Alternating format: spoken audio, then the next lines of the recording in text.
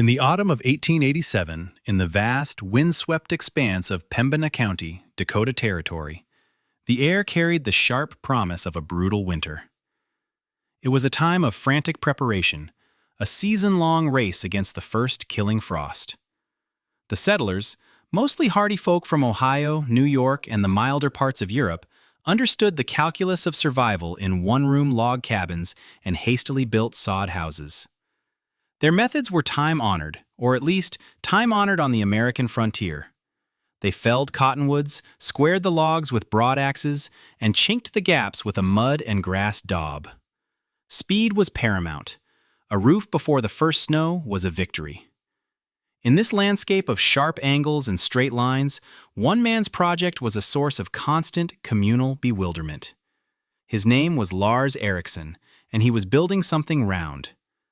While his neighbors' cabins rose with predictable geometry, Lars's homestead was a scene of slow, almost geological activity. He was not felling trees. Instead, day after day, he worked a hand-cranked winch and a stone boat, a simple wooden sled, hauling field stones from the prairie. These were not neat, quarried blocks, but the gnarled, frost-heaved granites that littered the territory, each one a unique challenge of weight and shape.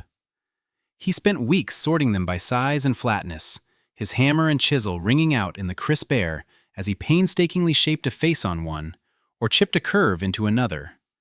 He was not building a wall, he was assembling a puzzle of immense proportions. The foundation he laid was a perfect circle, a ring of buried stones some 20 feet in diameter, and upon this, his strange structure began to rise. They called it Ericsson's Folly. They labeled it a stone igloo. Jedediah Thorne, a man who had built 3 cabins in his time and considered himself the final authority on frontier construction, declared it the most unnatural thing he had ever seen. "God made trees straight for a reason, Ericsson," Thorne would shout from his wagon as he passed. "A man's house should have corners. It's a waste of good mortar and a fool's errand." They called it wasteful. They called it foolish. But within 6 months, a terror would descend upon the plains, a storm so sudden and so violent it would be given a name: the schoolhouse blizzard.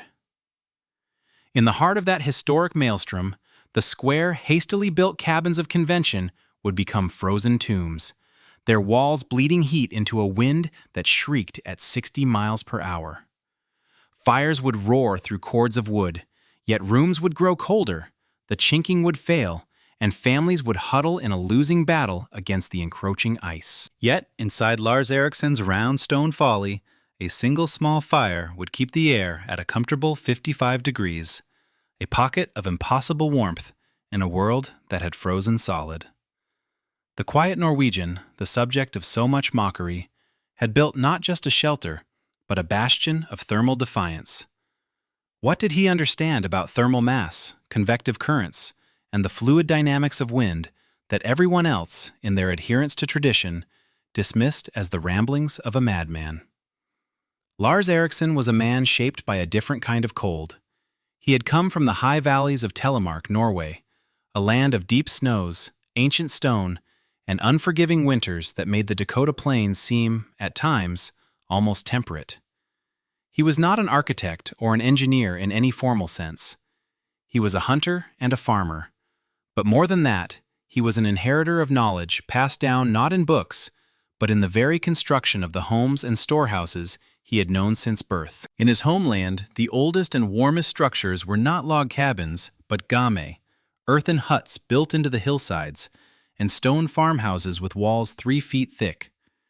He carried in his mind's eye the image of his grandfather's spring house, a semi-subterranean dome of rock and sod that kept milk cool in the summer and kept potatoes from freezing in the deepest winter, all without a lick of fire. He understood, in a way that was more instinct than science, that stone and earth possessed a kind of memory for temperature. The genesis of his round cabin, however, came from a convergence of 3 distinct streams of knowledge. The first was this ancestral memory of Norwegian building. He knew that a thick wall did more than simply block the wind.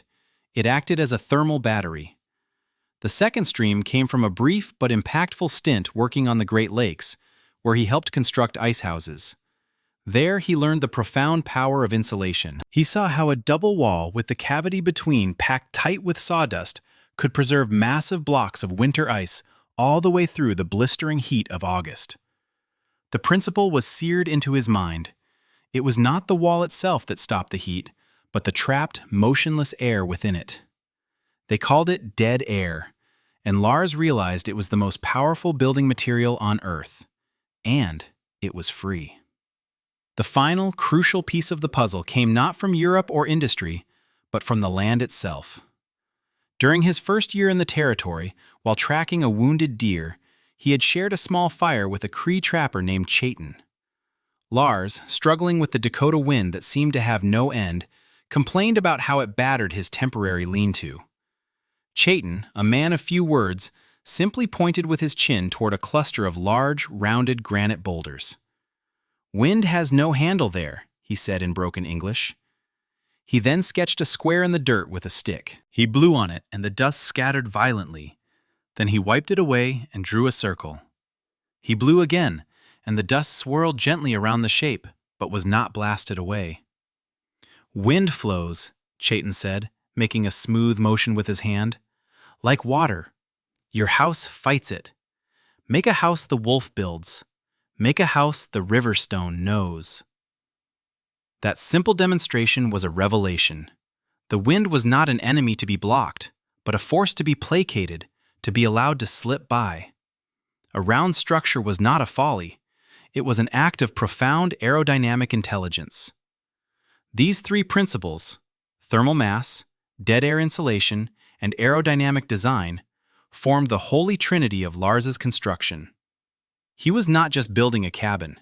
He was conducting a grand experiment in applied physics. He understood that heat moved in three ways. It moved through solid objects, a process called conduction. A thin log wall conducted the precious warmth from inside to the bitter cold outside with ruthless efficiency.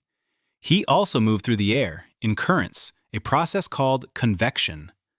In a tall, square cabin, warm air from the fire would rise to the ceiling, creating a useless pocket of heat 12 feet in the air, while the floor remained freezing. The cold air would then sink, creating drafts that chilled the occupants and demanded a larger, hotter fire. Finally, heat radiated outward, like light from a lamp. A warm stove radiated heat, but the cold walls of a poorly built cabin radiated a palpable chill, sucking the warmth right out of a person's body. Lars's design was a systematic attack on all three forms of heat loss. The stone's thermal mass would absorb and radiate heat slowly and evenly. The double-walled, insulated construction would stop conduction. The round shape and low ceiling would defeat convective currents, keeping the warm air where people actually lived. And the aerodynamic form would minimize the wind's power to steal heat from the building's exterior. It was a holistic system, where every element worked in concert with the others. The construction process began in earnest as the summer heat gave way to the cool clarity of September. Lars's methodical pace was a constant source of amusement for his neighbors. The foundation was a deep, circular trench, which he filled with smaller, irregular stones, creating a rubble footing that went below the frost line. This, he explained to the one person who bothered to ask, the young schoolteacher Miss Alcott, was to prevent the ground from freezing and heaving the walls upward in the winter. Jedediah Thorne scoffed at the effort. "My cabin sat on the sod for 5 years and hasn't moved an inch," he declared. "More wasted time." Then came the walls, the heart of the innovation. Lars built not one, but 2 concentric stone rings. The outer wall was thick, nearly 2 feet at its base, built from the largest, flattest stones he could find. The inner wall was slimmer, about a foot thick, made of smaller, more manageable rocks. Between these 2 stone skins, he left a consistent gap of 12 inches. This was the feature that drew the most scorn. "Building 2 walls to do the job of one?" Thorne bellowed one afternoon, leaning against his wagon wheel. "Why not just build 1 wall 3 feet thick?" Lars, who was carefully fitting a wedge-shaped stone into the inner wall, paused and wiped sweat from his brow. He looked at Thorne, his blue eyes calm and patient. "A thick wall gets cold," he said simply. "Then it stays cold." Thorn just shook his head and spat a stream of tobacco juice into the dust. "That's the dumbest thing I've ever heard. Stone is stone. Cold is cold." Lars did not argue. He simply continued his work. Once the walls reached a height of about 4 feet, he began to fill the 12-inch cavity. This was not a job for mortar. He used a strange layered concoction that he prepared in a large trough. He brought in wagon loads of sawdust from the new mill down by the river. He spent days harvesting thick, dry moss from the north side of a wooded coulee. He mixed these two ingredients with dry, crumbly sod, creating a light, fluffy, and completely dry insulating mixture. He packed it into the cavity between the walls, tamping it down gently with a long pole, ensuring there were no air pockets where convection could occur. Miss Alcott, ever the curious observer, took a handful of the mixture. It was springy and light and smelled of earth and pine. "It's to hold the still air," Lars explained to her. "The air is the blanket. This just holds it in place." The roof was another departure from convention. Frontier cabins almost universally featured steep-pitched roofs designed to shed snow. Lars, however, built a low, conical roof with a gentle slope. He laid thick, hand-hewn cedar rafters radiating from a central opening, like the spokes of a wheel. Over these, he laid a solid deck of rough-sawn planks. But he did not stop there. He covered the planks with a layer of tanned deer hides, making it waterproof. Then, he piled on a foot-thick layer of the same moss and sawdust mixture he used in the walls, and on top of that, a heavy layer of sod, which he seeded with prairie grass. The result was a living roof, a massive insulating cap that would be covered by a blanket of snow in the winter, adding even more insulation. Thorn predicted it would collapse under the first heavy snow. "That thing is an abomination," he said to the men gathered at the general store. "He's building a molehill, not a house. It'll be damp and dark as a grave." The skepticism was relentless. The arguments against Lars's folly were rooted in the hard-won, but often incomplete wisdom of the local settlers. They argued that high ceilings were a necessity. "You need the height to let the smoke and heat rise," one farmer insisted. They failed to grasp that with a proper hearth and chimney, the smoke would go where it was told, and that trapping the heat low was the entire point. They argued that stone was a cold material. "You touch a rock in January, it'll freeze your hand right to it," another said. "A log cabin feels warmer." They were right about the immediate sensation, but wrong about the physics. Wood has a lower thermal conductivity than stone, so it feels warmer to the touch, but it also has far less thermal mass. A log cabin could be warmed up quickly, but it would lose that heat just as fast. Lars's stone house would take longer to warm, but once warmed, it would hold that energy for hours, even days, radiating it back into the living space like a giant, gentle radiator. Throughout the mockery, Lars remained implacable. He worked from sunup to sundown, his movements economical and precise. He ignored the jeers and the unsolicited advice. He had his calculations, written in a small notebook in neat Norwegian script. He knew how much firewood he had burned in his temporary shelter the previous winter. He had a target, a belief that he could cut that consumption by 3/4. When confronted directly, his rebuttals were quiet, brief, and deeply confusing to his critics. When Thorn challenged him on the low ceiling, just 6 feet 10 inches at its highest point, Lars simply held his hand out at shoulder level. "We do not live in the air," he said. "We live here." He was a man possessed not by madness, but by a conviction so deep it required no external validation. He was building for the winter he knew was coming, not the winter his neighbors were used to. By mid-December, the round stone cabin was complete. From the outside, it looked like a part of the landscape, a grassy, rounded hillock that seemed to have grown from the prairie soil. The only signs of habitation were a sturdy oak door and 2 small, deep-set windows on the south-facing side, positioned to catch the low winter sun. Inside, the space was a marvel of efficiency. The circular room felt spacious and organic. A central hearth, built of carefully selected soapstone for its superior heat retention properties, dominated the center of the room. A cleverly designed chimney drew the smoke straight up and out through the roof's central opening, which was covered by a cap that could be adjusted to control the draft. The floor was packed earth, covered with thick buffalo robes. The inner stone wall was smooth and radiated a feeling of immense solidity. It was a space that felt less like a house and more like a sanctuary. But to the rest of Pembina County, it remained Ericsson's Folly, a strange monument to one man's stubborn refusal to do things the right way. The first few weeks of winter were deceptively mild, lulling the settlers into a false sense of security. Then came January. The morning of January 12, 1888, dawned with an unnerving calm. The temperature was mild, almost spring-like, and children walked to school without their heavy coats. But in the northwest, a monstrous wave of Arctic air was moving with terrifying speed. It was an invisible tsunami of cold. By midday, it struck. The temperature plummeted not by degrees, but by tens of degrees in a matter of minutes. A fine, powdery snow, like airborne sand, began to fly, driven by a wind that rose from a breeze to a gale to a deafening, demonic roar in less than an hour. The sky turned a milky, disorienting white. Visibility dropped to zero. The world vanished into a vortex of wind and ice. The schoolhouse blizzard had begun. Inside Jedediah Thorne's cabin, the change was catastrophic. His was a good cabin by local standards, well built with tightly fitted logs and fresh daubing, but it was no match for this.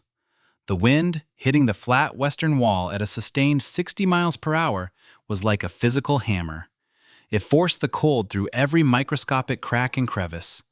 The daubing between the logs, frozen solid, began to powder and blow out. Tiny jets of snow shot into the room, sizzling as they hit the hot stove. The single-pane glass windows frosted over instantly, then developed a thick, glass-like ice on the inside, becoming opaque portals of cold. Thorne and his family stuffed rags into the cracks around the door and windows, but it was a futile gesture. The cold was not a draft. It was an invading presence. The heating system, a large cast-iron stove, began to fail. Thorne kept stuffing it with split oak, his best wood, but the fire seemed to produce more smoke than heat. The incredible updraft created by the wind roaring over the chimney was sucking the heat straight out of the cabin before it could warm the room. The stovepipe glowed a dangerous cherry red, yet the far corners of the single room were already developing a sheen of frost on the walls. The high ceiling, once a point of pride, became a curse. All the heat the stove did manage to produce gathered uselessly 12 feet above their heads, while at floor level, the temperature dropped to freezing, then below. Thorne's wife Mary tried to keep their 2 young children warm by the fire, but their feet were numb with cold. The woodpile, located just 20 yards from the cabin door, was now as inaccessible as if it were on the moon. Venturing into that white maelstrom was a death sentence. They were trapped, and their fuel was finite.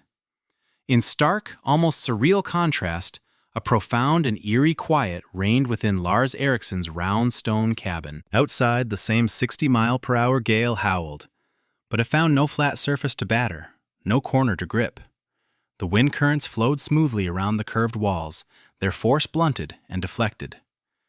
The sound was a distant, muffled roar, like a faraway waterfall, not the violent, rattling assault his neighbors were enduring.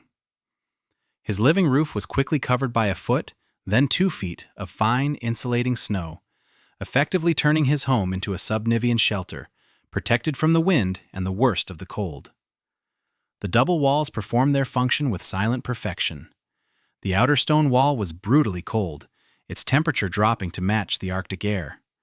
But the 12-inch cavity of packed moss and sawdust stopped that cold dead in its tracks. It was a thermal break, a barrier of still air that prevented the frigid temperature from conducting to the inner wall. Inside the cabin, Lars laid his hand flat against the inner stone. It was not just neutral. It was distinctly, undeniably warm. The thermal mass of 100 tons of granite, having soaked up the gentle heat from his small fire for weeks, was now slowly, steadily releasing that stored energy back into the room. It was a giant, low-temperature radiator that surrounded him on all sides. The central soapstone hearth, even warmer than the walls, radiated heat in all directions, warming the floor, the furniture, and the occupants with gentle infrared waves. The low conical ceiling kept the warm air circulating in the living space, preventing the formation of a useless hot layer near the roof. The physics of his design were working in perfect harmony, creating an island of thermal stability in a sea of lethal cold. Lars was a man of data. He did not rely on feelings alone. Every few hours, he would perform a small ritual. He would check the German-made thermometer hanging on a hook away from the fire. He would consult the barometer, and he would make a neat entry in his ledger. At 3 in the afternoon, he wrote, "Wind from northwest, extreme velocity. Temperature outside, estimated minus 20 degrees. Temperature inside, 61 degrees Fahrenheit. Fire fed 1 log at noon." By nightfall, the entry was even more dramatic. Barometer falling, wind unabated. Temperature outside, minus 35 degrees. Temperature inside, 58 degrees. Fire fed 1 log at 4 o'clock. Wood consumption, minimal. He was not just surviving, he was thriving, using a fraction of the fuel his neighbors were desperately burning through. His smoke test, performed by blowing a small puff of smoke from his pipe toward the doorframe, showed no movement. The cabin was virtually airtight. His folly was a fortress. The storm raged for a day, and then a night, and into the next day. For the Thorns, the situation had become desperate.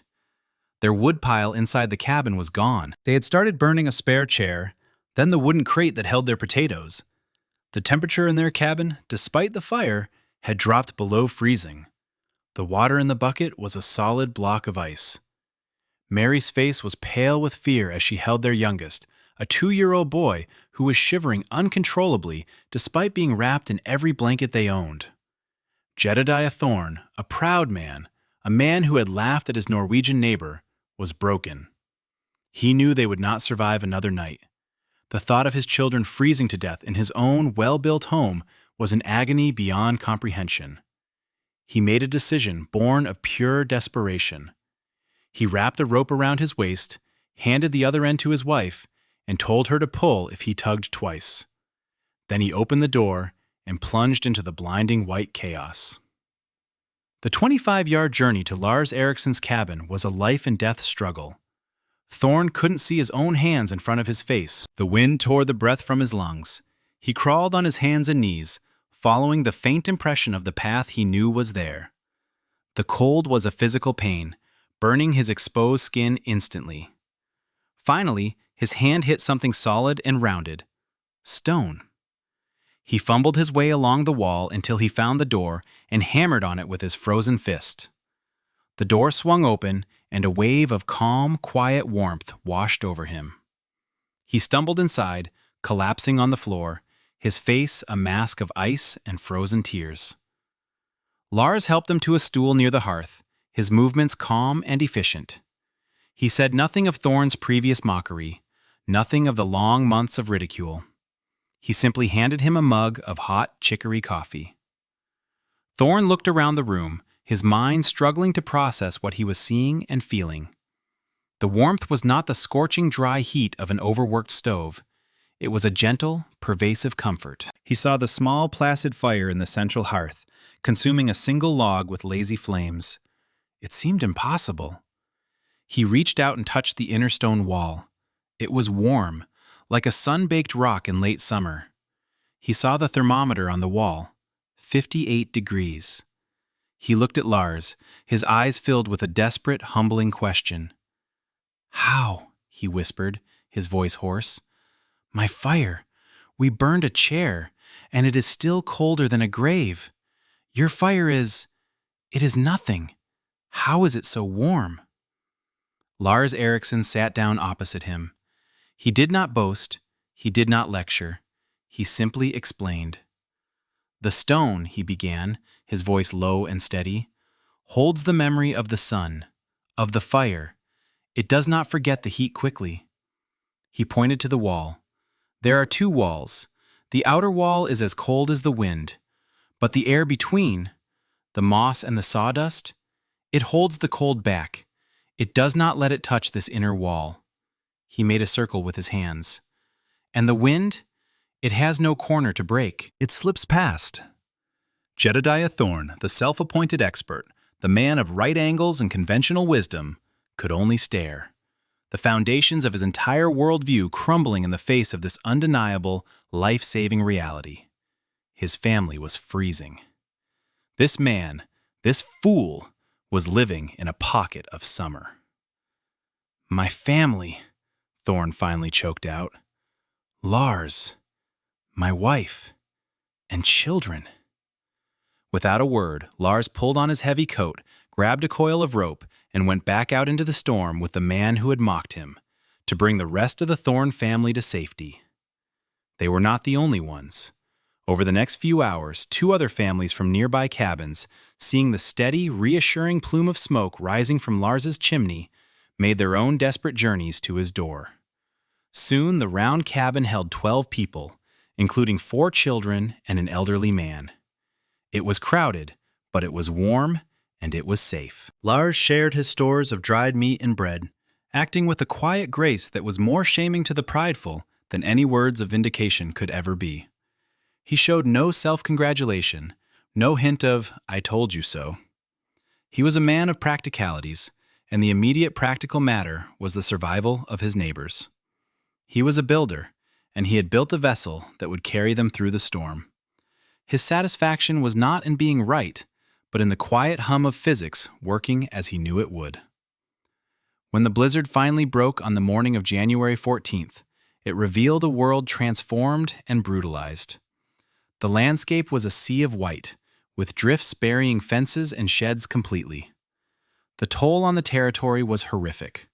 Hundreds of people had died, many of them school children caught on their way home, and tens of thousands of livestock were frozen solid where they stood. In Pembina County, the story was the same. Several families were found dead in their homes, their fires long extinguished. The survivors emerged into the blinding sun and crippling cold, their cabins damaged, their fuel gone, their confidence shattered. But from Lars Eriksson's round stone house, 12 people emerged, blinking in the bright light, alive and well. The folly had become the ark. The aftermath of the storm brought a profound shift in the community's perception of Lars Eriksson. The man they had dismissed as a fool was now regarded with a mixture of awe and reverence. The mockery was replaced by a quiet, insistent curiosity. A few days after the storm, a small group of men, led by a humble Jedediah Thorne, came to Lars's homestead. They did not come with advice or scorn, but with hats in their hands. "Eriksson," Thorne began, his voice stripped of its usual bluster. We need you to show us. Show us what you did." Lars did not hoard his knowledge. He walked them through every step of his design. He used a stick to draw the double-walled circle in the snow, explaining the principle of the thermal break and the dead air space. He took them inside and had them feel the warmth of the inner wall. He explained the concept of thermal mass, how the stone acted like a reservoir for heat. He demonstrated the aerodynamics by tossing a handful of light snow into the wind, showing how it eddied around the curved wall instead of stopping dead. He explained the low ceiling, the central hearth, the insulated roof. For these men, who had always equated survival with bigger fires and thicker logs, it was a complete paradigm shift. They were learning a new language of survival, a language of physics, of patience, of working with nature instead of fighting it. That spring, a new kind of construction began in Pembina County.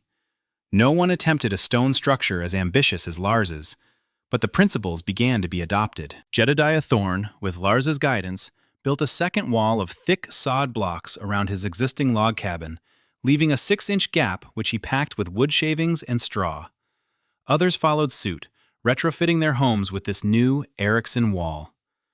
The next few cabins built in the county were not always round, but they featured lower ceilings, more central hearths, and the all-important insulated double wall.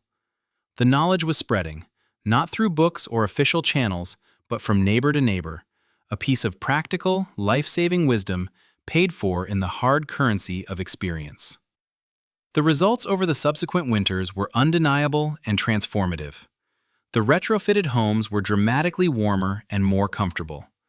Families reported burning less than half the wood they had used in previous years, a significant savings in both labor and resources.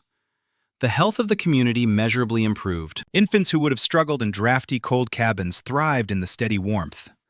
The elderly, who were always at the greatest risk during the cold snaps, survived the winters in greater numbers. Miss Alcott, the schoolteacher, meticulously documented these changes. She recorded temperature readings inside the Thorn cabin before and after the addition of the sod wall. She interviewed families about their fuel consumption.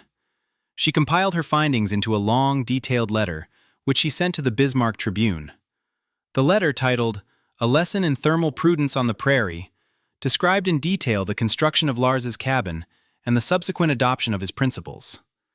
The idea, now codified in print, began to disseminate beyond the confines of their small township. The article was picked up by homesteading journals and agricultural bulletins. The concept of the insulated wall cavity, a revolutionary idea for the frontier, began to enter the consciousness of builders and settlers across the northern plains. It was adapted and modified, using different materials. Some used sawdust, some used wool, some even used newspaper. But the core principle, the one Lars Ericsson had learned from the ice houses on the Great Lakes, remained the same. The most powerful insulator was trapped, still air. His round cabin was never duplicated exactly, but its spirit, its underlying physics, began to inform a new, more intelligent approach to frontier architecture. Today, the principles that Lars Ericsson so painstakingly demonstrated in his round stone cabin are fundamental tenets of modern building science. His double wall, with its cavity full of moss and sawdust, was a direct precursor to the insulated stud walls of every modern home. The effectiveness of his insulation would today be measured in R values, a concept he understood intuitively. His focus on making the structure airtight to prevent convective heat loss is now a primary goal of high-performance building, verified with sophisticated tools like blower doors. The immense thermal mass of his stone walls is a key strategy in passive solar design, where buildings are designed to absorb and store the sun's energy to heat the interior. What his neighbors called folly, we now call a high-mass, super-insulated, passive solar structure. He was a century ahead of his time, not because he was a visionary futurist, but because he was a careful student of the past, of tradition, and of the timeless laws of the natural world. The story of Lars Ericsson's round cabin is more than a historical curiosity. It is a parable about the nature of wisdom.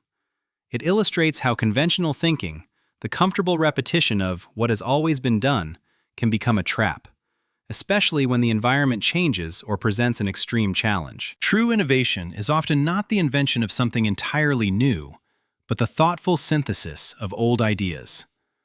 The Norwegian stone farmhouse, the industrial ice house, the Cree observation of wind and stone. It is a testament to the quiet confidence of the expert, who trusts his knowledge in the face of ridicule. It is a lesson in the profound power of understanding first principles, of knowing not just what to do, but why it works. Lars Ericsson built a structure that was not just a shelter, but an argument, written in stone and sod, proving that survival depends not on brute force against the elements, but on a subtle and intelligent partnership with them. And so, on the windswept plains of Dakota, the memory of the sun, held fast in stone, taught the settlers not how to fight the winter, but how to hold a piece of summer through its darkest heart.